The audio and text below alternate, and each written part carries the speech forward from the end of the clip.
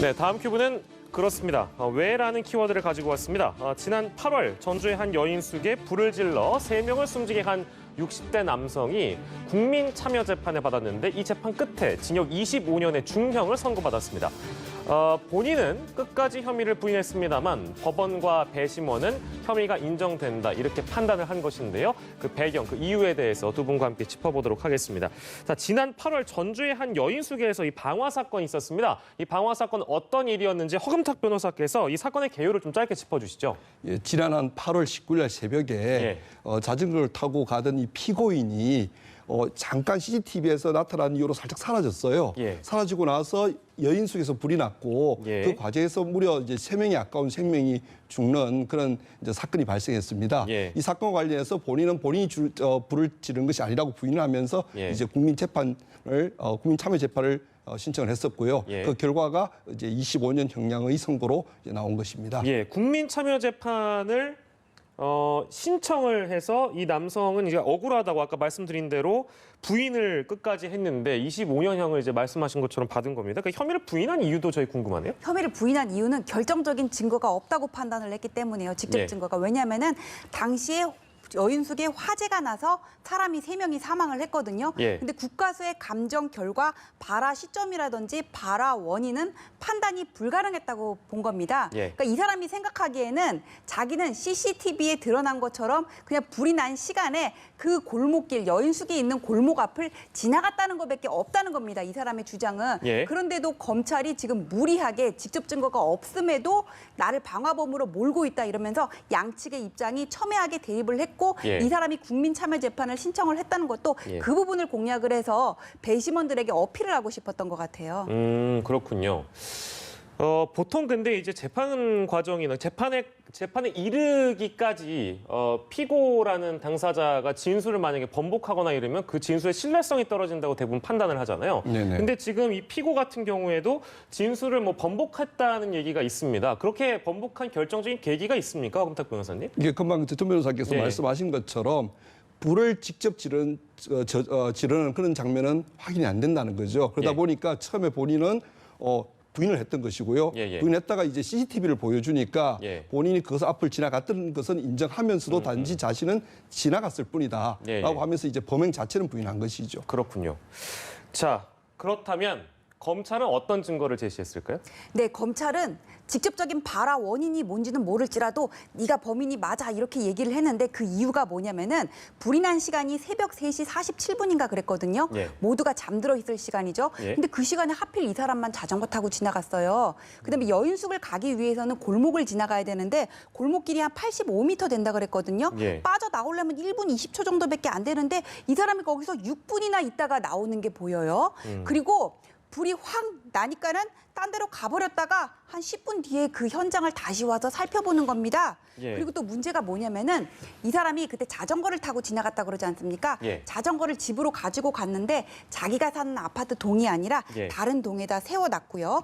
그리고 범행 당시 입었던 옷을 바로 이렇게 처리를 하고 다른 옷으로 갈아입었고 결정적인 증거는 뭐냐면은 이 사람의 신발이랑 자전거에 불에 그을린 자극과 열을 받으면 신발 깔창이 이렇게 고물어서 녹거든요. 그런 게 남아 있었고 국과수 결과 직접적인 방화의 원인은 밝혀지지 않았다고 할지라도 이게 어떤 누전이라든지 그런 내부 원인은 아니다. 여기까지는 나왔거든요. 이런 것들을 토대로 해서 검찰은 네가 범인이 맞다 이렇게 판단을 했고 이 사람은 아니 내가 지나간 거 말고 이런 탄화흔 그런 거 다른 데서 생길 수도 있는 건지 그런 그 골목길에 있는 사람들 다 조사를 해봤냐 이렇게 반박을 했지만은 결국 받아들여지지 않았습니다. 저희가 뭐 내용이 조금 반복될 수 있습니다만 이제 요목조목 이 재판에 관련돼 좀 짚어봤는데요. 그러니까 이제 직접적인 증거라기보다는 이 모든 정황들, 아까 이제 전진 변호사께서 설명해 주신 이 모든 정황들이 이 피고가 유죄라는 것을 이제 지목하고 있다. 그래서 재판부와 이제 배심원들이 25년이라는 그 유죄를 확정해 준 건데 재판 얘기를 저희가 좀 해봤습니다. 이게 재판 시간이 엄청 오래 걸렸다면서요? 왜 그렇습니까? 일단 이게 아마 당일에 아마 모든 걸 다 진행이 됐던 것 같습니다. 그러니까 절차가 공판 절차가 있고요. 공판 절차를 통해서 공소 사실을 얘기할 것이고 적용 법조 얘기할 것이고 그다음에 양쪽 검사와 변호인의 어떤 별로의 요지들 얘기할 것이고 그리고 증거 조사를 해야 되는데요. 증거 조사라는 건 어떤 거냐면 피고인이 부동의하는 증거들이 있을 겁니다. 자신한테 불리한 증거들요. 예. 그럼 그 원 진술자들을 불러서 정인으로 불러서 이렇게 정언을 해야 됩니다. 이런 기간들이 굉장히 많이 걸리고요. 그리고 이게 또 평의라는 절차, 즉 아까 국민참여재판이지 않습니까? 예, 예. 그러면 여기 배심원들이 평의를 거쳐서 평결을 하게 되는데 예. 원칙적으로 만장일치로 하게 되어 있습니다. 만장일치로. 예, 예. 근데 네네. 만장일치가 아닐 경우에는 이제 예. 심의에 참여한 재판장이나 이렇게 법관이 사건에 대해서 증거라든지 이런 적용 법칙에 대해서 설명을 하고요. 예. 그걸 다시 듣고 이제는 다수결로 정하게 돼 있거든요. 아. 예. 그리고 다음에 이제 선고를 하게 돼 있습니다. 원래는 만장일치로 가야 되는데 그렇죠. 그게 아니면 또 다수결로 옮기는 그런 과정이 있군요. 예, 그래서 그런 설명들을 해야 되고 그리고 이제 당연히 이제 선고까지 이루어진 사건 아니겠습니까? 예. 그럼 선고를 하려 그러면 기본적으로 이 국민참여재판에 대해서는 판결 원문이 없어도 되지만 예. 초고는 있어야 되거든요. 초고라는 것은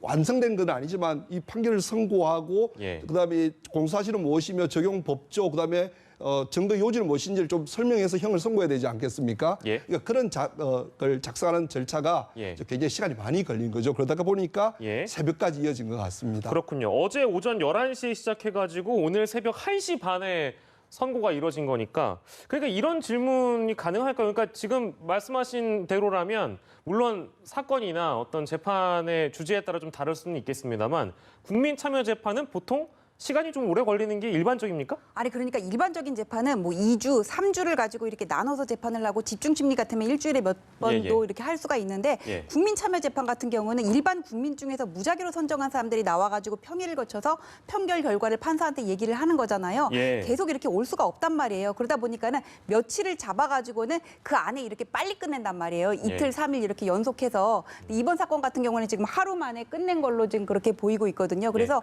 국민참여재판이 더 시간이 많이 걸린다. 뭐 그냥 그렇게 말하기는 좀 어려울 것 같아요. 물론 배심원들의 어떤 평의라는 작업이 들어가고 예. 판사가 거기에 대해서 양형 조건이라든지 법리에 대해서 설명을 하니까 예. 그 부분이 들어간다고는 하지만 국민참여재판이라고 다른 재판보다 무조건 시간이 더 걸린다. 그건 아닌 것 같아요. 네, 그냥 궁금해서 여쭤봤습니다. 예, 조금만 더 부연을 해드리자면 예를 들어서 고의정 사건 같은 경우에는 국민참여재판을 하지 않지 않습니까? 예. 그게 한 3개월, 6개월 이렇게 걸리잖아요. 예. 그걸 하루에 한다고 생각해 보시면 아, 하루 또는 그러면 2, 3일에 오래 합쳐서 걸릴 수 있겠네요. 이렇게 하게 되니까 좀 예. 이해가 좀 되실 겁니다. 예, 마지막 질문으로 이제 드리고 싶은 게 그러면 근데 이제 배심원들이 이제 이런 내용을 듣고 아, 이거는 유죄 같다, 무죄 같다 판단을 하는데 물론 이제 그거에 따라서 완벽하게 결정이 내려지는 게 아니라 이제 참고 사항이다. 즉 이제 재판부에서 판사가 양형을 선고할 때 배심원들의 판결 자체는 고려 사항이다라고 이제 우리가 보면 되는 거잖아요. 그래도 영향이 아예 없다고는 말을 못할 것 같은데 영향을 어느 정도 끼치는지도 궁금하네요. 그러고 재판부는 이 제도의 특성상 가급적이면 이